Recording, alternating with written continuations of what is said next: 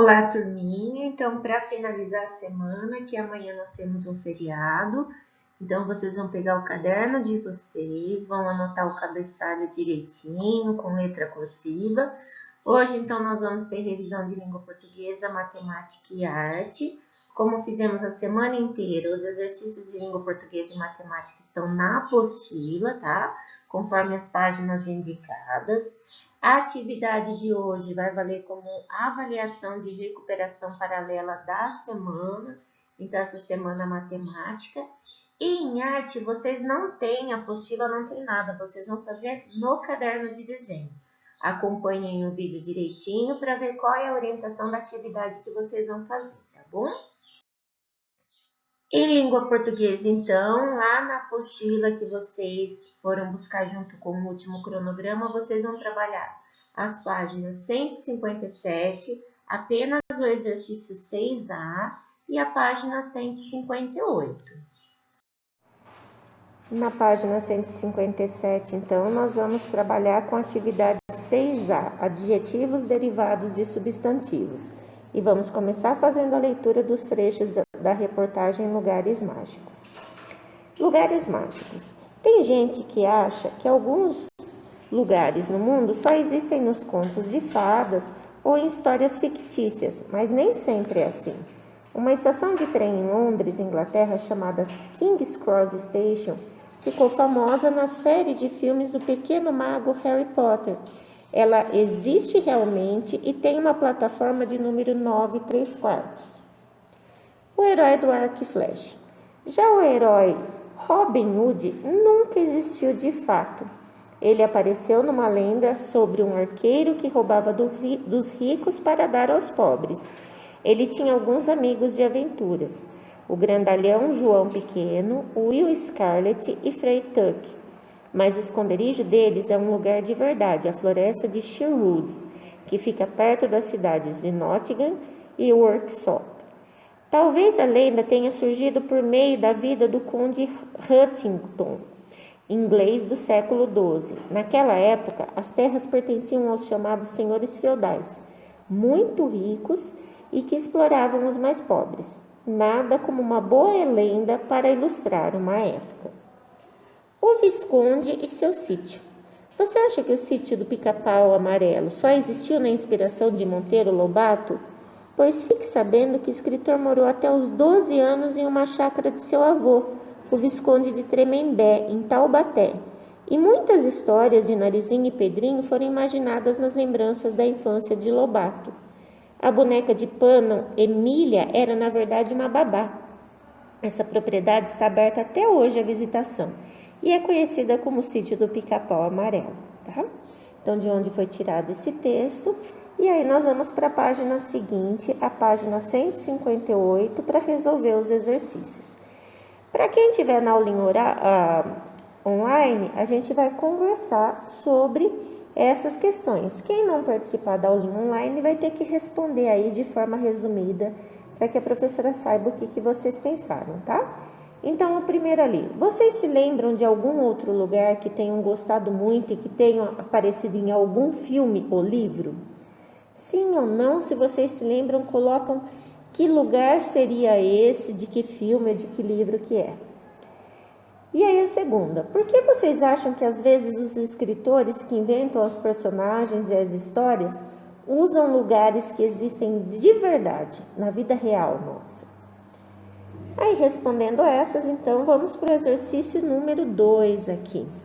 Observem a frase retirada do texto e fiquem atentos à palavra destacada.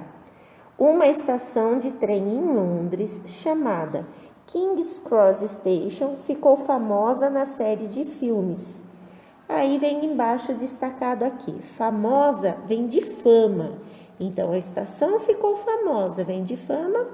É um adjetivo, aliás, famosa, é uma característica, um adjetivo que vem da palavrinha do nome fama, tá? Agora, observe no exercício 3, algumas palavras selecionadas e escrevam outras a partir das quais elas foram formadas, ou seja, palavras primitivas. Maldosos vem de, misteriosa vem de, Estudioso vem de, então vocês vão colocar qual é a palavrinha primitiva, menorzinha, que deu origem a maldosos, misteriosa e estudioso. Para finalizar, vocês vão escrever adjetivos derivados dos substantivos dessa lista. Então, vocês têm várias palavrinhas aqui e na frente vocês vão pôr características, adjetivos que vêm desse primeiro. Então, espaço, qual que seria o adjetivo, a característica que vem dessa palavra? Espaço, nananã. Carinho, completa. Dengo, luxo, gosto, capricho, cuidado, desastre e desejo. Lembrando que são sempre características. Aí, por último, espanto, para a gente terminar aí a lista de língua portuguesa. Em matemática, então, lá na apostila que vocês foram buscar junto com o cronograma, vocês vão trabalhar com as páginas 24 e 25. Na página 25, apenas com o exercício 1, lembrando que esses exercícios valem como a avaliação de recuperação paralela, aquela avaliação que a gente faz toda semana para revisão de conteúdo, tá bom? Nas páginas 24 e 25, nós vamos trabalhar com alguns probleminhas. Vamos começar então aqui pela página 24, atividade 4.2. Um grupo de crianças aprendeu a jogar bafo, antiga brincadeira com figurinhas. Você conhece o jogo de bafo ou de bater figurinhas? Animados com o jogo, propuseram algumas situações para serem resolvidas usando apenas cálculo mental. Resolva você também, ou seja, é para resolver de cabeça, tá bom? André tinha 127 figurinhas e Paulo 58. Quantas figurinhas tinham os dois juntos? Lembrando que não é para usar calculadora. Se não conseguir fazer de cabeça, desmembrando lá centena, dezena e unidade, vocês podem montar a continha, aí fica mais fácil, tá bom? Depois vamos para a letra B abaixo. O Rubens tinha algumas figurinhas, ganhou 15 no jogo e ficou com 142. Quantas figurinhas ele possuía? Então, mais uma coisa que vocês vão ter que descobrir. C. No início de um jogo, Luara tinha algumas figurinhas. No decorrer do jogo, ela perdeu 12 e terminou com 73 figurinhas. Quantas ela possuía no início? Então, também vão ter que fazer uma operação. Vamos pensar que a operação vai ser essa. D. Alice e Bruno juntaram suas figurinhas num total de 238 figurinhas. Como a Alice tinha 127, quantas Bruno tinha? Tá? Então, qual a operação que vai ter que ser feita para fazer essa descoberta? Marcelo tinha 83 figurinhas, ganhou algumas e ficou com 109. Quantas figurinhas ele ganhou? Depois F aqui para terminar a página 24. No início de um jogo, Tereza tinha 113 figurinhas. Ela terminou com 71 figurinhas. O que aconteceu no decorrer do jogo? Se ela tinha 113 e ficou com 71, o que aconteceu? Aí nós vamos então para a página seguinte, vocês vão ler com atenção e resolver cada uma das situações abaixo e depois comparar os procedimentos com o que os colegas fizeram. Quem for resolver sozinho em casa não vai ter o colega, mas tem o pai, a mãe, alguém aí da casa para consultar, tá bom? Então, letra A. Numa escola há 312 meninos e 217 meninas. Quantos alunos há nessa escola? Então, qual a conta que vai ter que ser feita?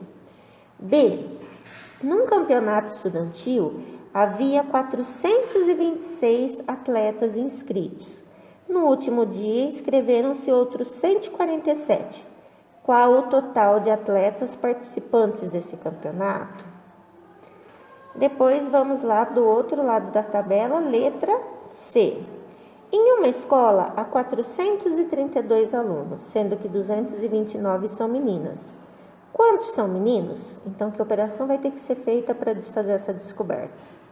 D. Na escola de Luísa, havia 678 alunos matriculados no ano passado.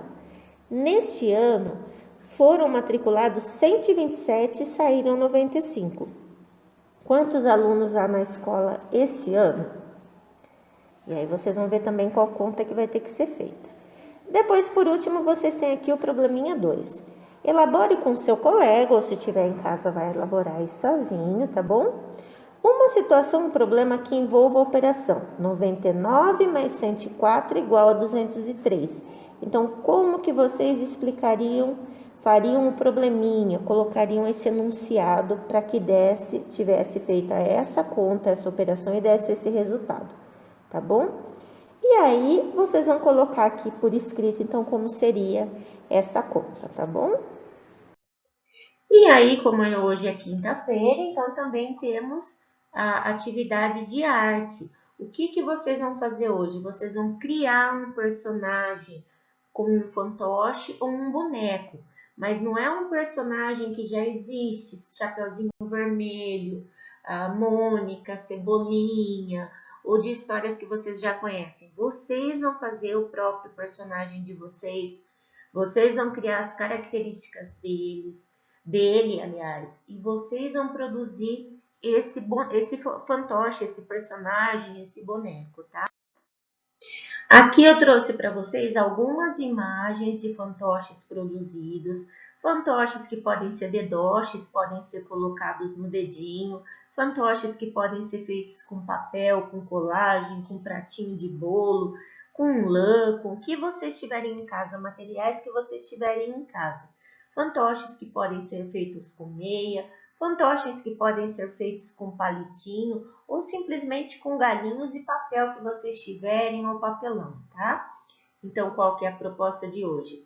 Criar o próprio personagem e gravar um vídeo apresentando.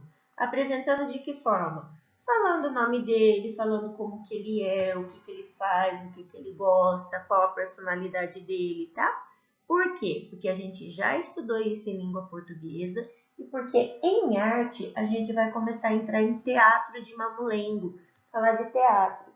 Como a gente ainda não entrou especificamente em todos os bonequinhos de mamulengo, vocês vão criar um boneco que não necessariamente é um de mamulengo e vão criar o personagem, tá bom? Qualquer dúvida, então, me envie em áudio ou mensagem durante a tarde e a gente vai conversando. Lembrando, então, que para que seja registrada a presença de vocês, a participação de vocês no dia de hoje, vocês precisam mandar as fotos das atividades em língua portuguesa e matemática. Não é para entregar apostila na escola, é para enviar foto, como vocês têm enviado todos os dias dos livros didáticos. E de arte, vocês vão gravar então um vídeo com esse bonequinho que vocês produziram, falando um pouco sobre ele, apresentando o boneco feito, tá bom? Bons estudos!